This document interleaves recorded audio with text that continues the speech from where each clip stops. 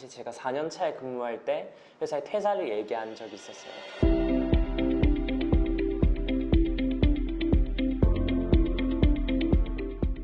네, 안녕하세요. 저는 모모스커피에서 원스라는 닉네임으로 근무하고 있고 판매 전략팀 리드하고 있는 고성훈입니다. 지금 판매 전략팀에서 근무를 하고 있고요. 카카오톡이나 29cm 저희가 주로 알고 있는 플랫폼 내에서 매출을 증진시키는 일을 하고 있습니다.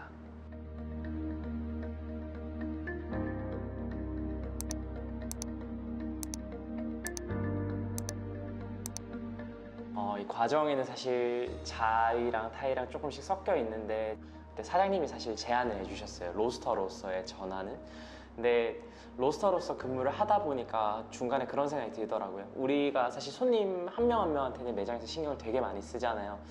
근데 우리 사업자 고객들은 어떻게 커피를 나가고 있을까? 우리가 정말 이렇게 애정을 쏟아서 생산한 커피가 잘 추출되고 있을까에 대한 챙겨보고 싶은 마음이 생겨서 그때 사장님께 요청을 드렸거든요. 사업자 관리를 한번 해보고 싶다. 사업자 매출 증진뿐만 아니라 결국에 우리 원두를 쓰는 카페에서는 모모스커피 원두를 쓰고 있다라는 내용을 자연스럽게 노출을 하시거든요. 근데 거기서 만약에 좋지 않은 경험을 했다라는 건 우리 브랜드에 대한 사실 영향도 저는 있다라고 생각을 해서 카페가 우리 고객이라면 그 카페에 오는 분들은 또한 우리 고객의 고객이라고 생각이 되어져서 제안을 했었고 사업자 관리를 한 2년 정도 전담해서 진행을 했었는데요. 하다 보니까 현실적으로 커리어적으로 고민이 되게 많았던 것 같아요. 왜냐하면 사업자 매출을 사실 확 증대시키는 건 쉬운 일은 아니거든요. 그래서 어떻게 내 스스로에 대한 가치를 증명할 수 있을까? 그리고 지금 하고 있는 일에 대한 자아실현이 충분히 되고 있나라고 물었을 때 약간 모호한 부분이 있었어요. 그래서 나는 어떤 일을 할 것인가 스스로 묻다 보니 그 주변에 지금은 같이 팀원인 구스님이 있거든요. 근데 구스님이 고민을 하던 게 뭐였냐면 당시에 구스님의 직무가 B2C였거든요. 제가 B2B였다면 그 자사몰 매출을 증진시키기 위해서 회원 등급의 세그먼트를 나눠서 이제 뭐 혜택을 준다라던가 더 활성화시키기 위한 노력들을 좀 해보려고 고민 중에 있었는데 순간 그런 생각이 들더라고요. 여기서 포인트를 나눠서 좀 더 지급하는 게 소비자들한테 정말 매력적인 구간들일까? 라고 생각했을 때 사실 되게 모호하잖아요. 특히 플랫폼에서 마켓컬리나 네이버나 보면 그 포인트를 적립을 많이 해주는데 그 포인트는 단순히 커피뿐만 아니라 다른 소비재를 살 때도 많이 쓸 수 있잖아요. 그래서 그 포인트의 효용 가치가 자사몰은 조금 떨어진다. 그러면 우리는 사실 네이버를 안 할 이유가 있냐? 왜냐면 당시엔 안 하고 있었거든요. 당시의 리소스로는 네이버를 담당해서 할 수 있는 직원이 부족했고 그러면 제가 B2B랑 네이버를 병행해서 한번 운영을 해보겠다라고 했었거든요. 근데 네이버를 운영하다 보니까 되게 재밌는 거예요. 그래서 네이버에 대한 실적이나 성과도 되게 좋았고 그때 이제 회사에서 다시 제안을 하셨어요. 사실 로스터리를 근무를 해보라고 말씀 주신 건 회사의 제안이었고 그 다음에 사업자 관리를 하겠다라는 건 자의였고 그렇게 해서 지금 근무까지 좀 이어지고 있었던 것 같아요. 전략이라는 것을 사실 사전적으로 보면 그 일을 잘 달성하기 위해서 사전에 계획을 하고 목표를 하나씩 단계별로 이제 수행해 나가는 일을 말하는데 좀 어렵게 느껴질 수 있는 쉽게 생각하면 별거 아니거든요. 우리가 하는 모든 것들이 저는 전략이라고 생각을 해요. 예를 들어 저한테 지금 질문을 주고 계시는 순스 PD님 같은 경우에도 결국 산지에 나가기 위해서 약을 챙기고 옷을 챙기고 이런 것도 저는 산지 일정을 잘 마무리하기 위한 전략이라고 생각을 하거든요. 그래서 저는 사실 어떤 식으로 좀 달성을 하냐면 요즘에 러닝이 되게 붐이잖아요. 근데 제가 러닝을 한 6년 전에 했었거든요. 제가 그 당시에 18kg을 감량을 했었어요. 감량을 하는데 목표가 있었거든요. 18kg을 언제까지 감량을 하자. 그러기 위해서는 하루에 몇 칼로리를 태워야 되고 그러기 위해서는 런닝머신에서 하루에 10km를 뛰어야 되더라고요. 물론 다 뛰진 못했지만 그때 체중이 많이 나가서 그래서 10km를 달성될 때까지 절대 안 내려왔어요. 근데 10km를 뛰어보신 분들은 알겠지만 되게 힘들거든요. 근데 10km를 한 번에 뛰자라고 하면 절대 못 뛰어요. 그래서 초보니까 그래서 5km를 처음에 하고 그 5km를 다시 쪼갰어요. 1km만 뛰자. 그럼 1km를 뛰고 나면 나 20% 달성했다. 그리고 2km를 뛰면 40% 달성했다. 그리고 5km를 뛰면 나 50% 뛰었다. 이제 50%만 더 뛰면 된다. 그런 식으로 좀 단계를 나눠서 목표치를 세우고 수행해 나가면 조금 더 용이했던 것 같아요. 그게 어떤 전략이든지. 사실 약간 어불성설일 수도 있는데 자신감보다는 불안감에서 시작되는 것 같아요. 자신에 대한 욕구가 사실 굉장히 강한데 계속 이렇게 됐을 때 내가 이 회사에 계속 필요한 사람으로 남을 수 있을까에 대한 질문에서 시작되는 것 같고, 사실 장기 근속자의 이 사람이 회사의 어떠한 장점은 능력도 당연히 있겠지만 저는 그 얼라인된 정도라고 생각을 하거든요. 그게 저의 회사에서의 강점이라고 생각이 들고, 그치만 그 강점이 저는 어느 순간은 좀 무너질 거라고 생각을 해요. 그래서 그 장점을 살리기 위해서 얼라인 된 사람이 새로운 분야들을 개척해 나갔을 때 나는 이 회사에서 대체 불가능한 사람이 되지 않을까? 그래서 실질적으로는 불안감에서 시작되는 게 더 큰 것 같아요. 지속적으로 회사에 필요한 사람으로서 남고 싶어서.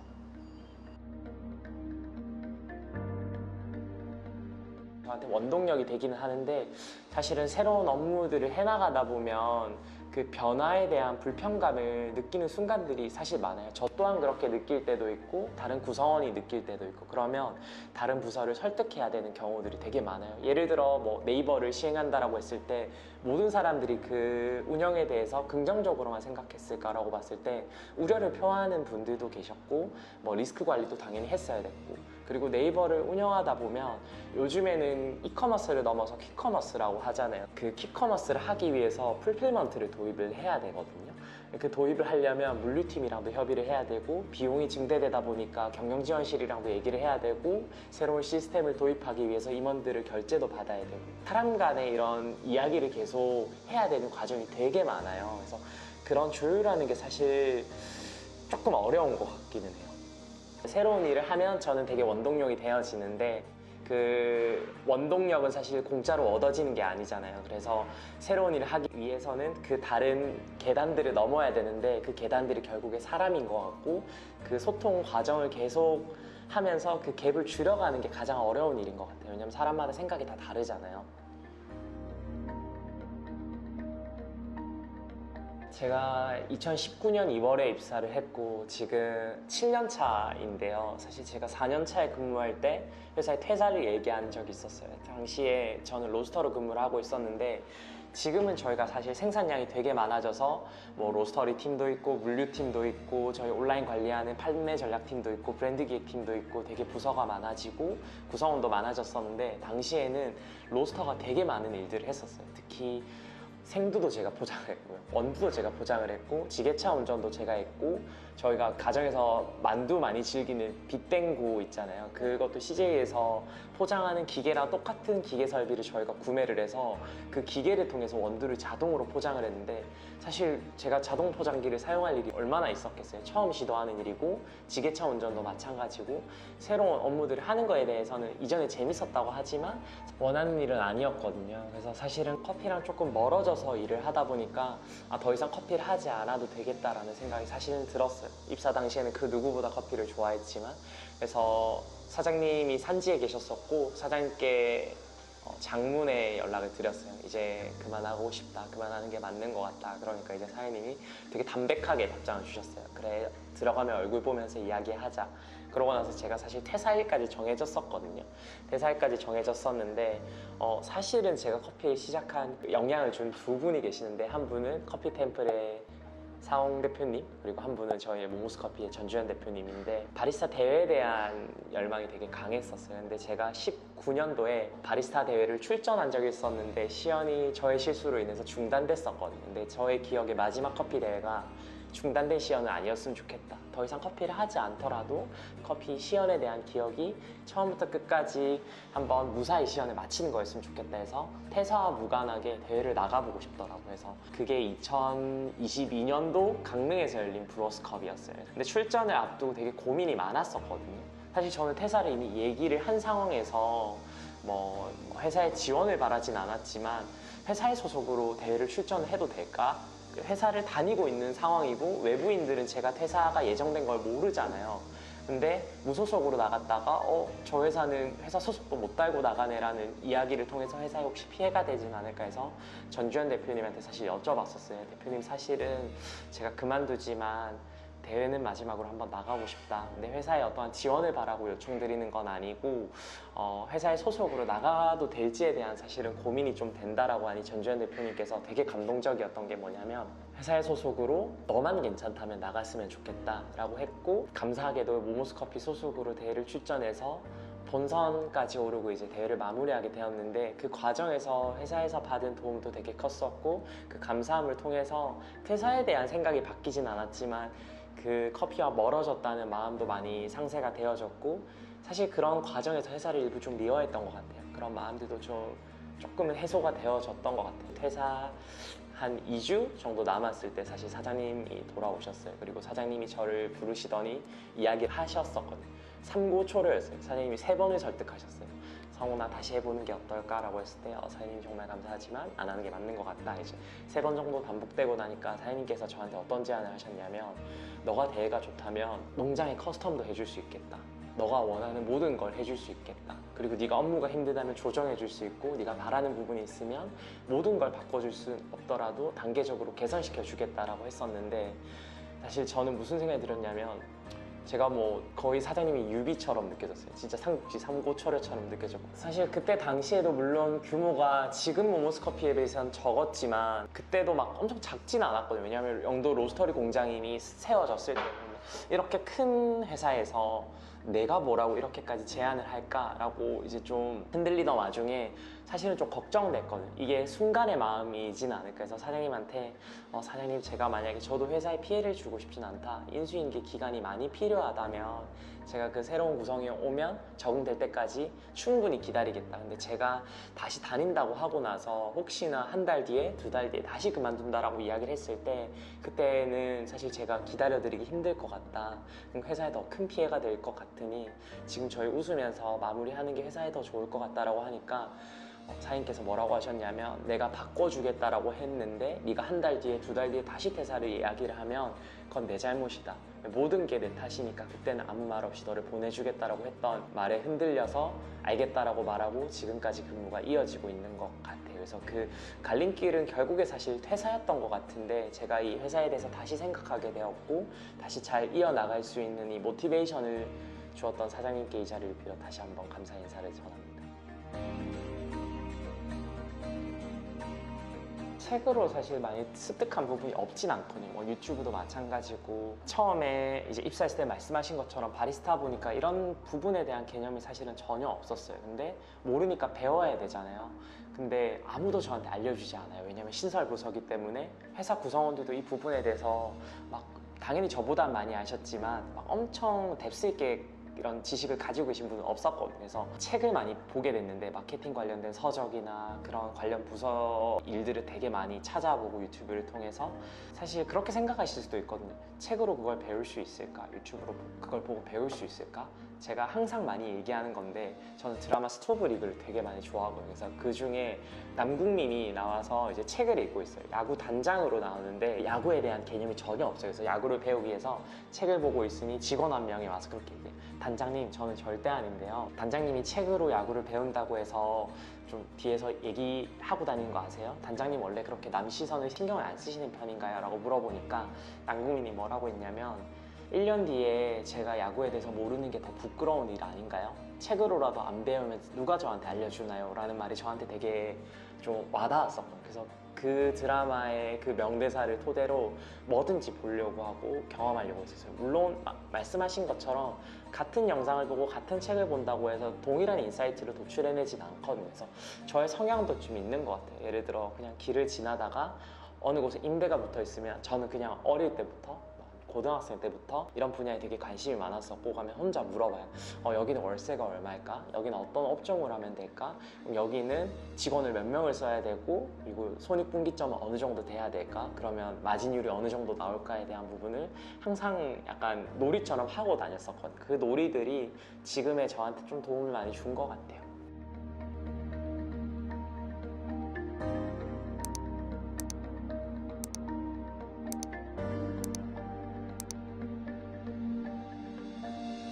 자아 실현이 필요했고, 스스로 우리 회사에 증명하는 일들이 필요했는데, 안 해본 일들을 사실 시도하는 일은 쉽지 않거든요.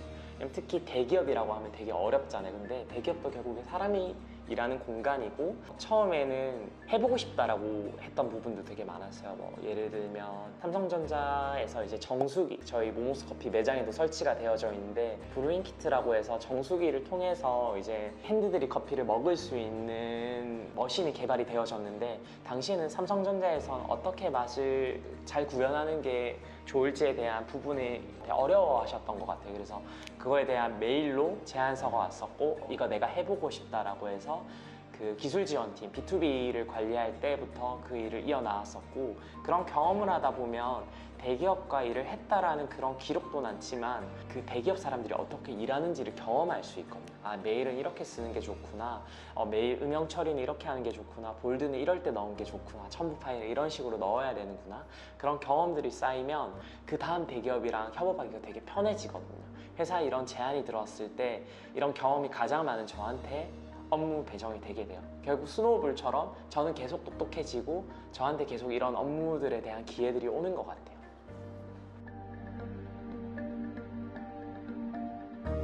결국에 브랜드에 대한 온라인인 것 같아요. 요즘에 보통 찾아보면 5에서 7년 차에 이런 똑같은 고민이 많다고 하는데, 리더십에 대한 고민이 되게 많거든요. 좋은 리더는 어떤 사람일까? 좋은 리더이면서 좋은 사람일 수 있을까? 그래서 참고로 최근에는 리더십에 대한 책을 좀 읽고 있습니다. 그래도 브랜드에 대한 이야기를 구성원들한테 잘 전하는 게 저는 팀장으로서 되게 중요한 일이라고 생각을 하거든요. 사실은 처음에 되게 스트레스를 많이 받았었어요. 왜냐하면 업무에 대한 욕심이 있는 사람인데 제 일을 할 시간이 부족한 거예요. 왜냐하면 구성원들이 팀장인 건 어떻게 할까요? 결제받고 검토하고 이런 시간들에 되게 에너지를 많이 썼었는데, 지금은 그게 제 역할이라고 생각을 하고 있고, 제 역할은 회사와 구성원들, 사측과 이런 근무자로서의 이 중간에 연결다리를 해야 된다라는 생각을 하고 있고, 이 생각을 좀 빨리 깨달았던 게 아마 그 팀장으로서 빨리 이어질 수 있는 계기가 됐지 않을까 생각하고 있습니다.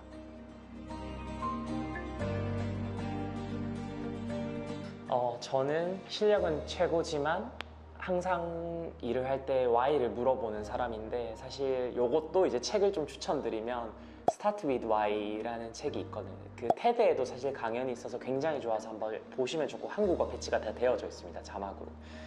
거기에 보면 이 일을 할 때 왜 해야 되는가에 대한 질문을 해야 된다라고 명확하게 적혀져 있거든요.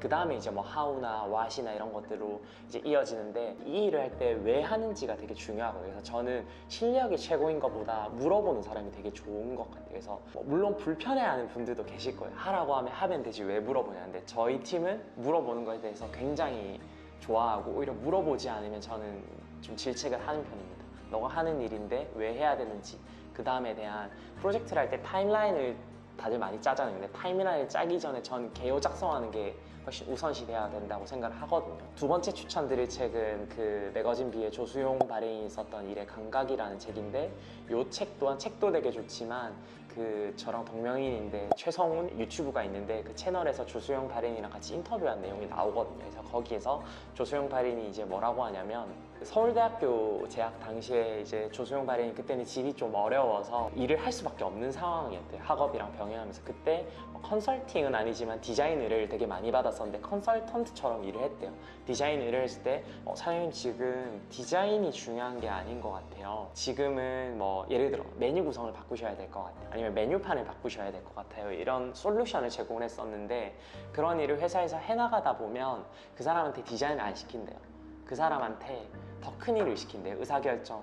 뭐 예를 들어 저한테 성훈아, 내가 이거 하려고 하는데 뭘 하면 좋을까? 어떻게 하면 좋을까에 대한 질문을 받지, 더 이상 디자인에 대한 질문을 받지 않는데, 그런 좀 마음가짐으로 일하는 게 되게 중요하거든요. 그렇게 하기 위해서는 제일 앞단은 왜 해야 되는가 되게 중요하고, 뭐 예를 들어 네이버라는 스토어가 지금 저희 전 플랫폼 중에서 가장 큰 볼륨을 차지하는 플랫폼인데, 왜 하는지가 되게 중요했어요. 네이버로서는 우리는 어떠한 액션들을 해나갈 것인가, 우리는 왜 이것을 하는가, 그런 걸 하다 보니까 이제 저는 B2B를 하는 게 아니라 회사에서 너 더 큰 거 해볼래? 너 온라인 맡아볼래? 근데 제가 온라인을 하면서도 다른 부서에 태클을 사실 많이 걸어요.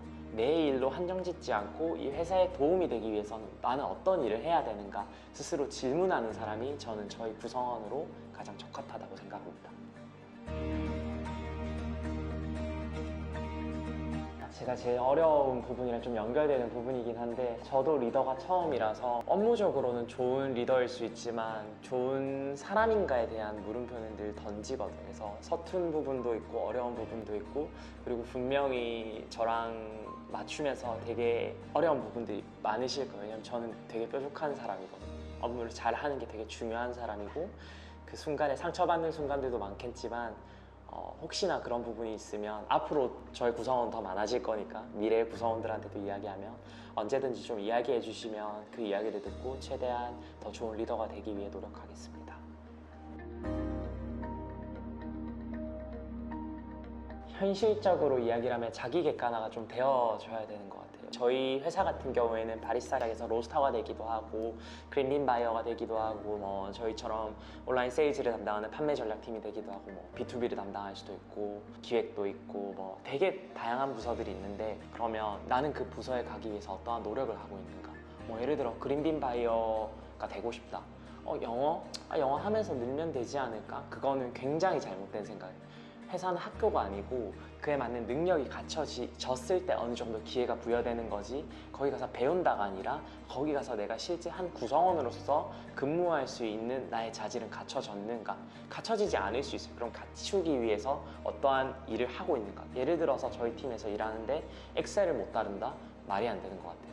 저희 팀에서 일하는데 협업 툴을 못 다룬다? 말이 안 되는 것 같아요. 왜냐하면 물류팀이랑도 일을 해야 되고 여러 부서랑 일을 해야 되는데 그냥 그 부서에 필요한 업무를 스스로 해나가고 있는가 질문하고 부족하고 어떤 걸 해야 되겠는지 모르겠으면 연락 주십시오. 제가 알려드리겠습니다. 7년 전 저에게 해주고 싶은 말이 있다면 엔비디아나 비트코인을 사라고 하고 싶긴 한데요. 뭐 그거는 불가능한 일이고 커리어적으로 좀 이야기를 하자면 지금의 저에게 또 7년 뒤에 제가 얘기한다면 똑같은 얘기를 할 것 같긴 한데 너무 겁먹지 않았으면 좋겠다. 다양한 경험을 함에 있어서 겁먹진 않지만 그 불안감이 모티베이션이면서도 양날의 검인 것 같아요. 저를 계속 좀먹는 순간들도 있거든요. 이거 지금 이것도 해야 되는데 저것도 해야 되는데 더 빨리 해야 되는데 더 많은 걸 해야 되는데 그러면서 분명히 놓쳐지는 부분들이 있는 것 같아요. 커리어 외적으로도 뭐 예를 들어 경험이 될 수도 있고 뭐 사람 관계가 될 수도 있고 그래서 너무 겁먹는 것보다는 한편으로는 좀 잘 될 거야 하는 그런 긍정적인 마음도 같이 공존했으면 좋겠다라는 이야기를 좀 해주고 싶습니다.